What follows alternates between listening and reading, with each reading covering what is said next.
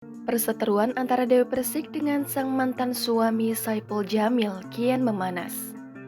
Diketahui sebelumnya, Saipul Jamil membantah tudingan Dewi Persik yang menyebut dirinya pria tak normal.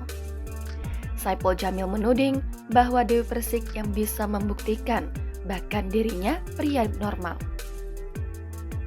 Bahkan Saipul Jamil juga membongkar mengenai hubungan terlarangnya dengan Dewi Persik dari sebelum menikah.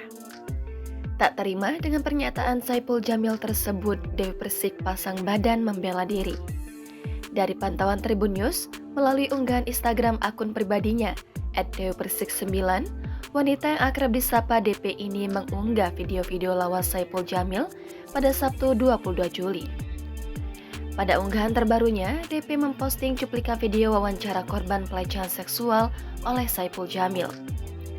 Di caption unggahannya, DP membantah pernyataan Saipul Jamil yang mengaku sebagai pria normal.